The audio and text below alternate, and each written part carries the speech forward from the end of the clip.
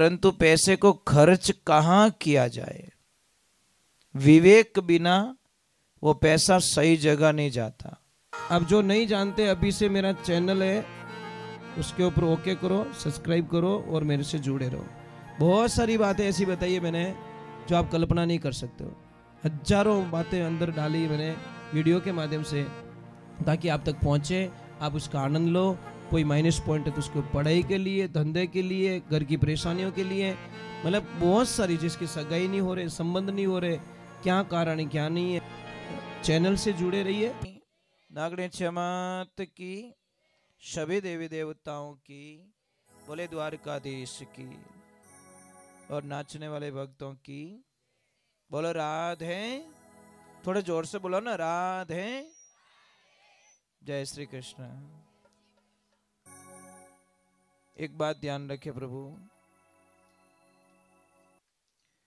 हमेशा एक बात अवश्य ध्यान रखे जिंदगी में, कि इस जीवन को कोई समझ लेगा उसका ही बेड़ा पार होगा। शास्त्र में लिखा है कि जीवन हमें मिला क्यों। पहले बात तो क्यों आए हम दुनिया के अंदर। क्या हम अच्छा मकान बनाने के लिए आए? क्या हम अच्छी गाड़ी खरीदने के लिए आए? क्या गहना पहनने के लिए आए? क्या अच्छी ड्रेसें खरीदने के लिए आए? नहीं, ये तो नॉर्मल ही बातें हैं। हमारे जीवन का कल्याण कैसे किया जाए। पैसा कमाना बड़ी बात थोड़ी है, पैसे तो बहुत सारे लोगों के पास में, परंतु पैसे को खर्च कहाँ किया जाए। विवेक बिना वो पैसा सही जगह नहीं जाता। देखो, दो आदमी मजदूरी करते हैं, एक आदमी, दोनों की छुट्टी हुई, दोनों ने 500 रुपए कमाए। एक आदमी आया बाजार में, उसने फल खरीदे, फ्रूट खरीदे, कुछ खाने की चीजें खरीदी, वो पहुंचा अपने घर पे। और दूसरे ने गया कहां पे? दारू के ठेके पे, जो 500 उड़ा के चला गया। जिसके पास विवेक नहीं था तो वो दारू पी के चला गया घर पे, और जिसके पास विवेक था तो उसने सही चीजें खरीद ली उससे। तो जिसके पास विवेक जागृत हो जाए, वो आदमी अपने जीवन को सही जगह उपयोग करेगा, सही जगह खर्च करेगा, सही जगह वो बोलेगा, सही जगह अपने जीवन को यूज करेगा। तो ये ध्यान रखिए, जीवन में जीना।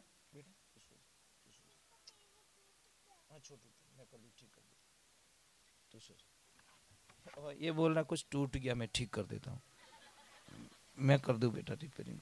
तू घुस जाए, घुस जा अंदर। नहीं हुए तो सीधे गाड़ी भेज दे, बढ़ जा ढोलक रिपेयरिंग कर तू जा। बच्चे होते हैं चंचल होते हैं, यानी राखना भगवान ने राखना बराबर है। पर साहब एक ध्यान रखना, बच्चों पे गुस्सा नहीं आना चाहिए, क्योंकि भगवान का रूप है। यहाँ मैं तो गुस्सा करने का ही क्या हो, एक थप्पड़ जड़ दो और चॉकलेट बताओ, थप्पड़ भूल जाएंगे, चॉकलेट खा जाएंगे। इसलिए तो कहते हैं बच्चे भगवान होते हैं। अनापन तो कोई बोल दियो रे तो, मतलब क्षमा करने की आदत हमारे अंदर नहीं होती। ये बच्चे इसलिए भगवान का रूप होता है। इनको कितना भी समझाओ, विथिन 5 मिनट में बेड़ा बेड़ा कि पल्ले नहीं पड़े रे। इनको पता है दुनिया ऐसी। अभी तुम आनंद ले लें, मोटर यहाँ पचे आनंद लेवन कौन दे। जीतू रोनो अम्बे रो लू, मोटो रोवे तो भूंडो ही लागे, छोटो टाबर रोवे तो 1000 काम छोड़ाए दे कि नहीं बच्चे को क्या हुआ। और बच्चे भगवान होते हैं। तो हमेशा एक बात ध्यान रखें, जैसे कि आपने अच्छा बंगला बना दिया, वो बना दिया, वो गाड़ी खरीद ली, वो ले ली, परंतु एक चीज को नोट कर लीजिए, आपने शांति से जीवन कब जिया ये बताओ। हाय हाय हाय, कहीं लपड़ो महाराज। खानी 2 रोटी है, पर चिंता 200 रोटी की करता आदमी। खाएगा कितनी? हमारे से तो वो मजदूर सुखी होता है जो 1 बजते ही छुट्टी कर देता है रोटी खाने की ना। आप 2:30 बजे रोटी खाओ। इसका मीनिंग क्या है कि जो पैसे वाले हैं ना, मैं नहीं कहता पैसे मत कमाओ, पैसे कमाना है, परंतु पैसे का अहंकार नहीं करना है, घमंड नहीं करना है। तो ये ध्यान रखें, पैसे कमाइए। हम ज्यादा किस अक्षर से जुड़े हुए हैं, ध्यान रखिए, किससे जुड़े हुए हम? प से। प हमारी लाइफ में सबसे ज्यादा है। प से सबसे पहले परिवार को ले लो, प से पिता को ले लो, प से पुत्र को ले लो, प से पैसे को ले लो, प से पत्नी को ले लो, प से मतलब कितनी चीजें प से जुड़ी हुई है, और प हमारी लाइफ में सबसे ज्यादा है। इसलिए इसको संजो के रखो। आप सब ध्यान रखें, भगवान से जो प्रेम करता है ने वो हर दिन अच्छा जीता है। अब ईमानदारी से बोलो, आप अगर 2-2 घंटे पूजा का निकालते हो क्या? सुबह 1 घंटा, शाम को 1 घंटा पूजा करते हो क्या? नहीं करते हो, बात खत्म हो गई। समझ में आ रही? कनकट फिल्म देखनी रहता हो, 3 घंटे टिकट लेने के लिए खड़ा रहेगा और 3 घंटे फिल्म देखने में, 6 घंटे फिल्म के लिए बिगाड़ देगा आदमी। परंतु मंदिर जाने के लिए आदमी के पास टाइम नहीं है। अभी सत्संग में बैठे हो, ठीक है, अभी थोड़ी देर होगी ना, एक आदमी जाएगा 5 को लेके जाएगा। समझ में आई ना? क्योंकि सत्संग चल रही है, यहाँ देसी घी है, और देसी घी पीणो हर की बसरी बात है कौन? ये तो डालडा रहवारी वड़ा महाराज, तो देसी खावे कौन? तापड़ देंग। मुझे किसने सत्संग के लिए बोला कि गुरुजी सत्संग करवानी है? मैं कि ठीक है भाई, तारीख बता दो। क्या तारीख के लिए? कि नाचन वाला हाथ लाई जो। मैं कि यार वो तो लफड़ी करियो। मैं कि भाई आई एम सॉरी यार, मैं ये नहीं कर सकता। क्या कोई हनुमान जी बने जड़ान, कोई महादेव जी बने जड़ान, कलाकार हाथ लाई जो। मैं कि धने पगे पड़ू, मारी इतनी औकात नहीं है भाई, मैं इतो बड़ो आदमी नहीं हूँ, मैं तो संत नहीं हूँ इतो मोटो जो मैं हनुमान जी मारे मुंडा आगे नचाई सकूँ। मैं इतो बड़ो आदमी नहीं जो महादेव जी ने मैं नचाई सकूँ। भाई सत्संग कैंसिल कर दो। व्यावहारिक बात है। क्या मैं इतना बड़ा हो गया कि भगवान भोलेनाथ को मेरे सामने नचाऊंगा? क्या मैं इतना बड़ा हो गया भैरूनाथ मेरे सामने नाचे? कि मैं इतना बड़ा हो गया हनुमान जी मेरे सामने नाचे? तो ये तो गलत चीज है ना। तो हम लोगों को कौन बताए ये चीजें? अच्छी बात नहीं है। शास्त्र में लिखा है साहब, मेरे पास में नहीं है, शास्त्र में बताया कि जो यज्ञ करवाते नहीं, यज्ञ हवन घर में, अगर वो तमाकू खा रहे हैं, बीड़ी पी रहे, सिगरेट पी रहे, मिराज खा रहे हैं, तो यज्ञ मत करवाना। आपका यज्ञ सफल होगा ही नहीं। क्योंकि 41 दिन के पीरियड में अगर आपने मिराज खाई, सिगरेट पी, बीड़ी पी, तो आपका यज्ञ सफल नहीं होता, सूतक लगता है। 41 दिन तक अगर आपके घर में यज्ञ करवाना है, हवन करवाना है, तो आपको 1.5 महीने पहले ये गंदी चीजें छोड़नी पड़ेगी। कितना? 1.5 महीना पहले। अब 15 मिनट पहले मिराज खाइन कुल्लो करके ओम स्वाहा, भगवान के थारो भलो रे वे थारो। अमार तो मिराज ठोक तो मुंडा में, અને અમે સ્વા કરન ડૂગો, थारी जबान ही गंदी रियोड़ी, इन जबानों कहीं स्वा स्वा करे, कुछ होने वाला नहीं, तेरा स्वा हो जाएगा कुल मिला के, फल तो नहीं मिलेगा। और देखो मैंने हजारों लोगों को देखा है, यज्ञ करवाने के बाद में उनके घर में शांति नहीं है। पछे लोग कहीं कि हमारे घर में शांति नहीं रहे। अरे शांति कहीं, तारा शांत ही नहीं रहे, मिराज गयोड़ा कहीं शांति रही तारा घर में। अरे इतनी कंचन जड़ी काया, ये तो फूटू शरीर बनायो भगवान, और इन्हें गंदो कर दियो, तो महाराज क्या मिला हमारे को? दूसरे नंबर शास्त्र में लिखा है कि नशे की किसको मनवार मत करो। आप मनवार मत कीजिए। समझ में नहीं? वो मनवार करते ना, वो पूरी नगरी को आग लगा देते। इसलिए गंदी चीजों की मनवार किसी को मत करो। अगले को बोलो भाई मैं सीखियोड़ू, बड़ो दुखी रियोड़ू, और तू मत सीखी, ये तो बोल सकते हैं। इतना तो कह सकते हैं मारी हालत देख ले तू, मैं बहुत दुखी हो गया हूं इस नशे से, छूट नहीं रहा है मेरे से, मेरा घर बर्बाद हो चुका है और मेरी हालत खराब हुई, मेरा शरीर काम नहीं कर रहा है, भाई तू मत सीखना। ये तो शिक्षा दे सकते हैं। पण कहीं के लो महादेव रो प्रसाद है, तो मेल्यो बापड़ो महादेव जी, बदनाम कर दिया महाराज महादेव जी को। क्या लफड़ा है यार, भगवान को बीच में क्यों टांग रहे हो? नशो धोने आवे, खावो थे नहीं, रिचार्ज थोड़े कराई जो 2000 बैलेंस जा तो देखियो कदी, तो रिचार्ज तो तुम हो रहे हो। समझ में आ रही नहीं? तो भाई भगवान को बीच में क्यों लाते हम लोग? यही तो प्रॉब्लम्स है ना। तो ये भगवान को बीच, नशा करो यार, हमें कोई एतराज नहीं, तुम्हारा घर कहना कर रहे हैं तुम करो, पर दूसरे को बिगाड़ो तो मत। अरे कई लोग तो इतने लॉजिक होते हैं, वो छोटे छोटे बच्चों को क्या कहते पता है? अरे यार बीड़ी पी ले तेरी मूछे जल्दी आएगी। ए तेरा भला हो रे तेरा, मूछे के चक्कर में बीड़ी बीड़ी पीने सिखा दिया उसको। मैंने पूछा बच्चों को कि क्या करो, कि वो यार बा कहता कि मूछियां भेगी आई, मूछियां चक्कर में धुआं काटे नाक में। ये क्या लॉजिक है महाराज? ये सिखाने की बातें होती है क्या बच्चों को? हम क्या सिखा रहे बच्चों को? तो ये गंदी चीज है कि नहीं है?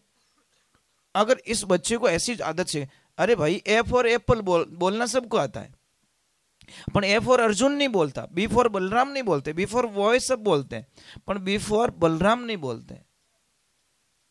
समझ में आएंगे? तो ये चीजें सिखाने की होती है। तो संस्कार क्या सिखाते हैं हमारे?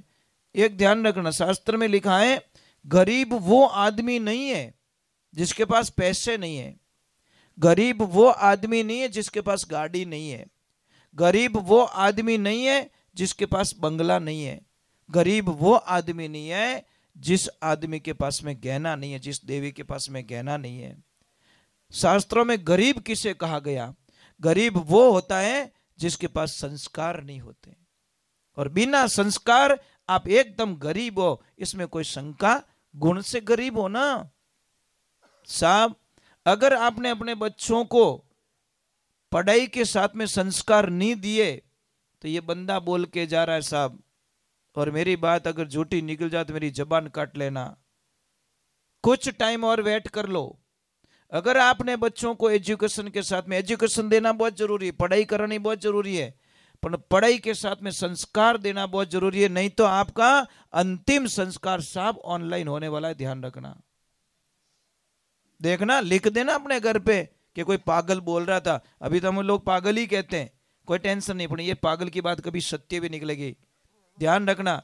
ऑनलाइन आपका संस्कार होगा कि कौन बेंगलोर से आए, 4 बढ़िया कर दो और थोड़ा लकड़ी वाले को किराया दे दो, और वो हांडी पकड़े भी नहीं, कितनी मजदूरी है, ये सब मजदूरी करके कितना हो रहा है पेमेंट, में ऑनलाइन पे कर दे तो मेरे बाप को जला दो।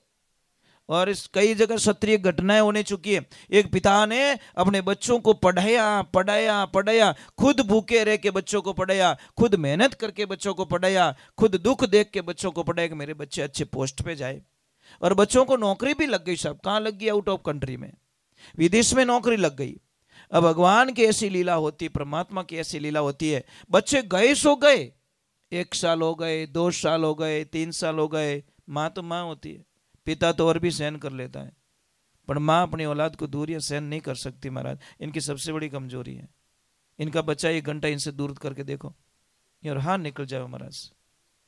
अब वो माँ बार बार अपने पति को कहती है, अरे बच्चों से बात तो करवा दो, बच्चों से बात करती, बेटा तो हर मुंडो तो बताए दो, कितना साल हो गए? 3 साल बेटा, 3 महीने दूर नहीं रह सकती मैं, 3 वर्ष हो गए, ऐसे पैसे नहीं चाहिए बेटा मुझे, ऐसी नौकरी नहीं चाहिए। तो सामने से क्या बोलता? मम्मी कंपनी छुट्टी नहीं दे रही है। अबे कंपनी कहीं छुट्टी दे, वटी मैरिज कर दियो, ब्याह कर दियो, वहां दूजोड़ी कंपनी छुट्टी नहीं देवे, वहां अटाड़ी छोरी वहां छुट्टी नहीं देवे। यहाँ करता करता 10 12 15 साल हो गया।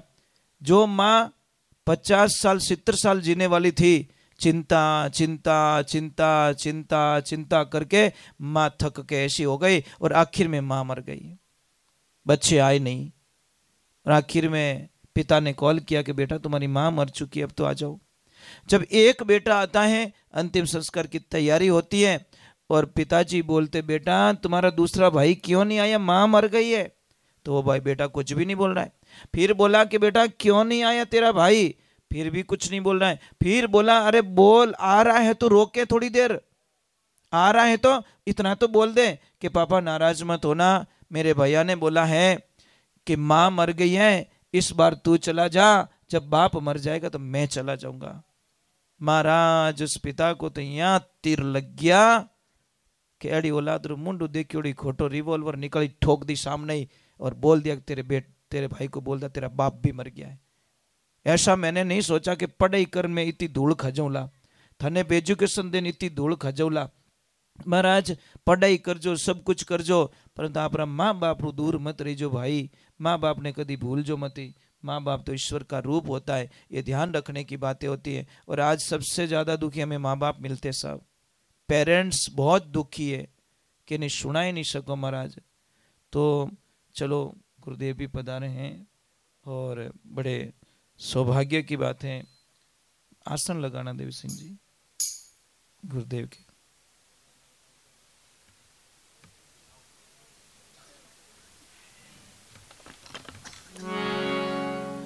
प्रणाम गुरुदेव।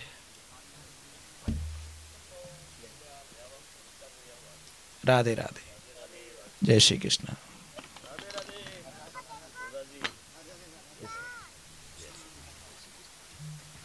जय श्री कृष्ण।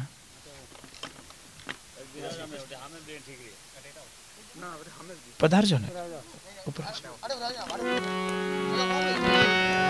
बोलिए सत्यगुरु भगवान की, बोलिए पधारे हुए गुरुदेव की। थोड़ा जय तो बोलो कृष्णा। बोलिए नागणे मात की, बोलिए सत्य सनातन धर्म की। इसलिए ये बात का थोड़ा ख्याल रखना। बहुत कड़वा लगेगा आपको, परंतु है सत्य है महाराज। इन चीज़ों को मजाक में नहीं ले सकते हम लोग। बच्चों की तरफ इतना ध्यान दीजिए, आपकी मेन एफडी वही है बस। बच्चों के अलावा कुछ भी नहीं है आपके पास में। यहाँ पे कौन ऐसे पिताजी बैठे हैं मुझे बता दीजिए कि आप दुकान से आए या खेत में से आए या कहीं काम करके आए, शाम को आते ही आपका बच्चा आप बैठे और आपके लिए पानी का गिलास लेके आए और नीचे बैठ के बोले पापा आप पूरा दिन काम कर रहे थे खेतों में, पूरा दिन दुकान पे काम कर रहे थे, पूरा दिन मार्केट में काम कर रहे थे पापा, आपके पैर बहुत दुखते होंगे पापा, मैं थोड़े आपके पैरों की मालिश कर देता हूँ। है कोई ऐसे भाग्यशाली पिता यहाँ पे जो आपका बच्चा आपको बुला के आपके पैरों की मालिश करे? बस गई भैंस पानी में, ये कमाई कर लिया आप लोगों ने, कुछ भी नहीं आपके पास में। कोई है आपकी बेटी जो मम्मी को बोले मम्मी रेस्ट कर लो मैं काम कर देती हूँ? बेटी को तो कोई बोलता नहीं, मम्मी काम बड़ा तो कहेंगे please mom not disturb me, है पूंगी बजावनी है अड़ी भाषा सीखी कहीं। ये क्या लपड़ा है भाई, मम्मी को ऐसे नहीं बोल सकते। इसलिए मैं चिल्ला चिल्ला के लोगों को कहता हूँ कि भाई ब्याह शादी में ज़्यादा खर्चा मत करो, नॉर्मल खर्चा करो, क्योंकि तुम एल्बम देख के रोने वाले हो। एल्बम को देख देख के रोने वाले हो कि एल्बम में तो फूट रो लागे तू एड़ो की निकलियो। मतलब यही तो प्रॉब्लम नहीं, धोला धट हो ना जावे और ये करके आ जाते हैं, फिर रोने वाले हो आप, इसमें कोई शंका नहीं है। तो हम लोगों को थोड़ा संस्कारों की तरफ ध्यान देना है। मैं महाराज हमेशा कहा करता हूं कि अगर कोई मंदिर बन रहा है और मंदिर का बजट है 5 करोड़ रुपया, तो उस मंदिर का 4.5 करोड़ का बजट माइनस कर देना चाहिए। सिर्फ 51 लाख में अच्छा मंदिर बनाओ और 4.5 करोड़ रुपया का वहां पे गुरुकुल बनाओ और आपके बच्चों के संस्कार में खर्च करो, तुम्हारी जिंदगी बन जाएगी।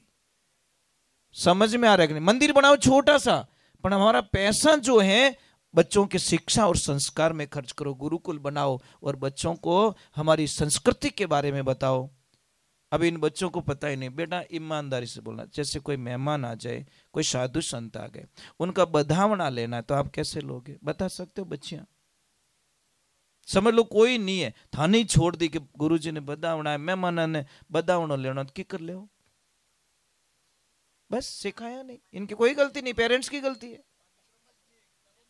नहीं, पेरेंट्स की गलती है साहब। ये कॉलेज में नहीं मिलेगा। कॉलेज में आपको थोड़ी पता है कि करमाड़ी बांधनी, स्वास्तिक कैसे बनाना है, आरती कैसे लेनी है, वो थोड़ी सिखाएंगे कॉलेज में। समझ में आ रहे नहीं? तो ये चीजें सारी घर से होती है, तो ये चीजें सीखना बहुत जरूरी है। हमारी संस्कृति बर्बाद क्यों हो रही है? इसी कारण हो रही है कि हम खुद नहीं कर रहे हैं, फॉलो नहीं कर रहे ना। मैं क्या बोल रहा हूं, मैं खुद आरती नहीं करता और फिर बच्चों को बोलूंगा वो कैसे करेंगे? पहले तो मुझे करना पड़ेगा ना। मुझे आचरण, निज पर शासन फिर अनुशासन, मुझे नियम फॉलो मुझे करना पड़ेगा। इसलिए मैं कहता हूं भगवान को जानना और भगवान को मानना दोनों अलग है। जानना कोई बड़ी बात नहीं है। बाबा रामसा पीर को सब जानते, पर रामसा पीर के नियमों को कौन पालन करता है? बस ये प्रॉब्लम्स है ना। जय बाबा री सब बोले अनबुढ़ा मीड़ी सिगरेट पी तो जान के जय बाबा री, ये तेरा भला हो तेरा, क्या तू बाबा का परम भक्त है? ऐसे थोड़ी होता है। तो बाबा रामसा पीर ने सबसे पहला जो काम किया था जातिवाद खत्म करने का, और जो बाबा रामसा पीर का परम भक्त होता है वो जातिवाद करता ही नहीं पहले बात तो, क्योंकि उन्होंने जातिवाद के विरुद्ध बहुत लड़ाइयां लड़ी महाराज, बहुत सारी नहीं बहुत सारी बाबा ने लड़ाइयां लड़ी। ये जमा जागरण उसी टाइम से तो शुरू हुआ था। पहले सत्संग दिन में होती थी साहब, रात का कोई समय नहीं था सत्संग का, पर उस टाइम से ये सत्संग है। पहले घरों में मंदिर नहीं थे साहब, आप 700 800 900 साल 1000 साल पहले की बात देखो, घरों में मंदिर नहीं थे। ये मंदिर घरों में बनने के कारण क्या हो गए, क्योंकि उनको पूजा से रोका गया, तो लोगों ने अपने इष्ट को रोकने के लिए घर में पूजा चालू कर दी। तो ये सारी चीजें हम लोगों को बच्चों को बतानी पड़ेगी। बच्चों को जब तक नहीं बताएंगे तब तक बच्चों को ख्याल नहीं आएगा, ये पक्की बात है। चलो गुरु महाराज पधारे हैं तो गुरुदेव का बधावना ले लेते हैं, गुरुदेव को आदर के साथ में।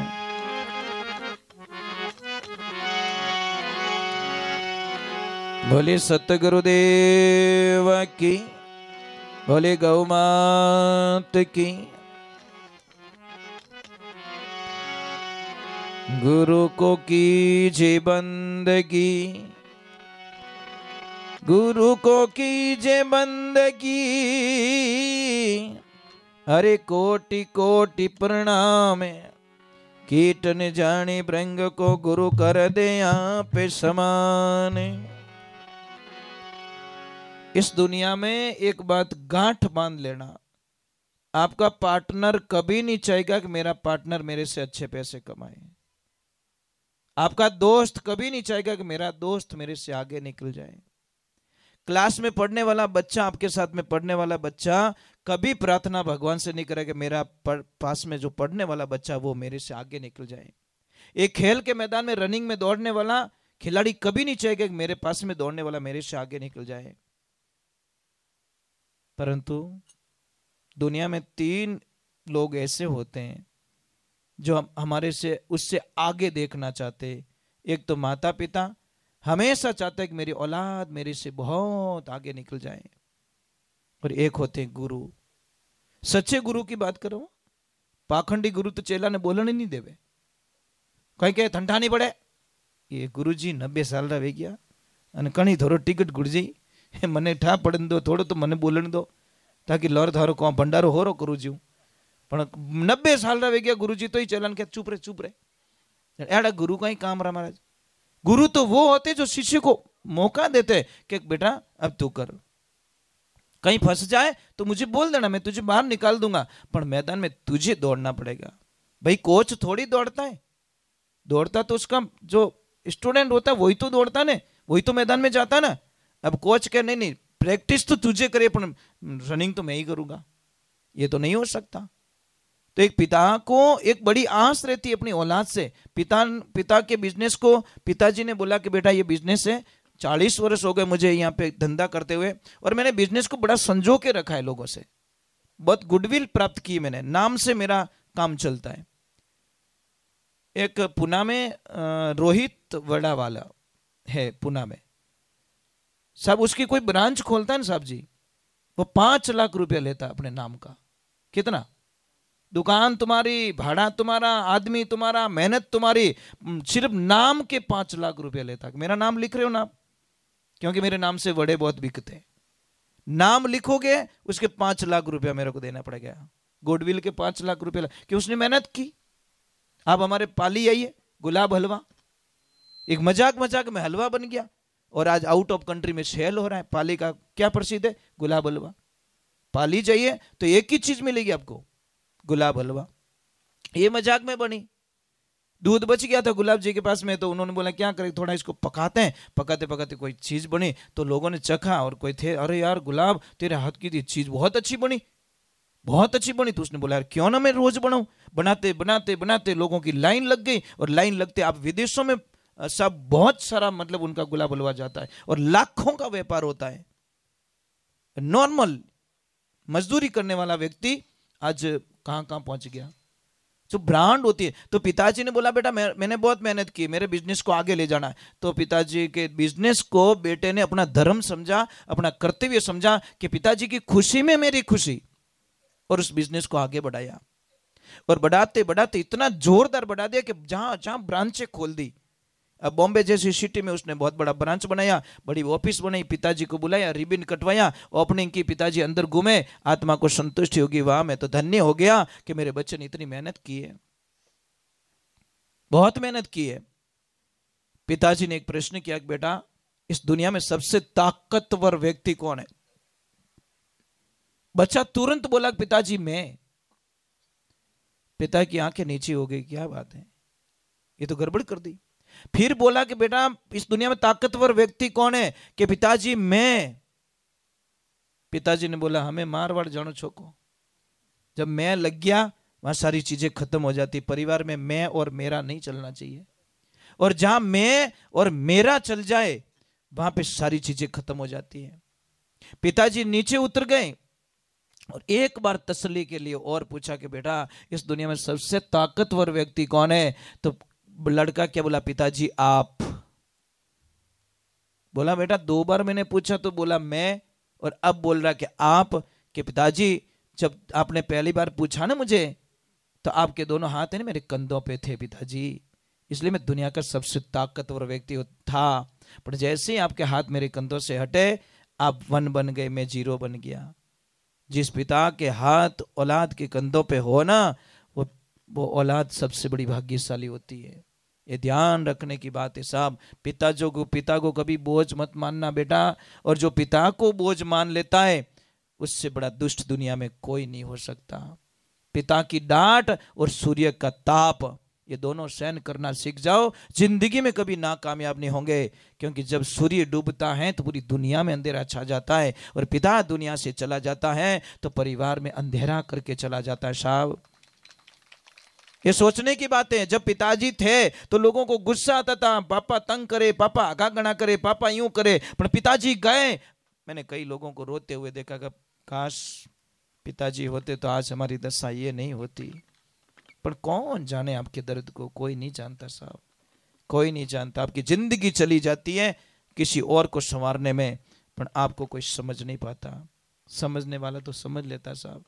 पिताजी जब भी बात करो ना बेटा, आंखें नीचे होनी चाहिए। पिताजी से जब बात करो तो आपकी आंखें कहाँ होनी चाहिए? पिता के चरणों में होनी चाहिए। सिर झुका के बात करे। पिताजी नजर मिलार कभी बात नहीं करनी, नहीं तो अधर्म माना जाएगा। अरे बेटा बनो तो, इसीलिए तो कहते माता पिता रा पगलिया पूजो जिसने तुमको जन्म दिया, श्रवण जैसा लाल बनो रे जिसने जग में अमर नाम किया। ये ध्यान रखने की बात है। श्री राम एक ही शब्द बोला दशरथ जी ने कि आपको वनवास जाना है, तो ये भी नहीं पूछा कि क्यों जाना है, ये भी नहीं पूछा साहब, रवाना हो गए डायरेक्ट, क्योंकि पिताजी ने बोल दिया था। इसलिए राम राज्य हमको लाना है। क्या लाना है? राम राज्य। राम राज्य का मीनिंग क्या है? राम राज्य का मीनिंग क्या है? सबको आदर मिले, सबके साथ में प्रेम से रहे, सबको समझे, इंसानियत रहे, किसी को तकलीफ नहीं दे, उसी का तो नाम राम राज्य है। राम राज्य का मतलब वो नहीं भी लड़ाई दंगा करना, वो नहीं करना है। हमको सबके साथ में अच्छा रहना, प्रेम से रहना, बढ़िया रहना, यही जिंदगी है महाराज। तो चलो गुरुदेव पधारे हैं बड़े से भाव के साथ में। गुरु महाराज देखिए, भाग बिना संतों का मिलना भी कहाँ होता है, बड़े भाग्य की बात है। गुरुदेव पधारे हैं, दर्शन दिए हमको। बोलिए सत्य गुरुदेव की। थोड़ी जय बोलो कृष्णा। ये मामलो मत करो। आप इतने नीचे बैठे हो, भगवान की जय कर, जय ऐसी बोलो पड़ोसी थाने पागल कह दे, कहीं के धीमे बोलने भाई तो समझ लेना हमें टावर आयो बटो पूरा पॉइंट आवे रही है, क्योंकि पड़ोसी की नींद खुल जाएगी। तो धर्म का काम करोगे ना, आप पुण्य का काम कर रहे हो, बेकार थोड़ी। वो उसकी सुरता पता नहीं कहाँ भटक रही है, उसको ठिकाने तो लाके पटक दिया आपने। आपकी जय जोर से। तो बोले सत्य गुरुदेव की। एक पता नहीं हम कहाँ सत्संग में गए थे, वो ब्राह्मण देवता थे, वो देवासी समाज में कहाँ गए थे। अचानक माने जय बोले, टाबर हंसे बड़ो। वो ऐसे देवता थे, ब्राह्मण देवता, हंसी जय बोलते हमको भी लोट पोट कर देते। अचानक पता नहीं वो किस ब्रांडेड की बोल रहे थे, पर आनंद बड़ा आ रहा था। मतलब वो अचानक बोलेंगे वहां, किसी को पता ही नहीं चल रहा कि जय बोलने वाला है। ऐसी जय बोलने, बच्चे उनका साथ ही नहीं छोड़ रहे। टाबर वे मुंडा में देखे के महाराज जय कने बोले, खाली जय सुनने के लिए बोलो। बच्चे बोले क्यों बेटा, के भी बोलेंगे, कुछ बोलेंगे। अरे वो बोले प्री माइंड, बच्चे होके बोल रहे एकदम। वो बोल रहे हमारा गुरु जी जीना 2 दिन का है। तो थोड़ा हंसा लेते यार। और हंसाना तो बहुत बड़े तपस्या है, किसको रुलाना तो बहुत ईजी है।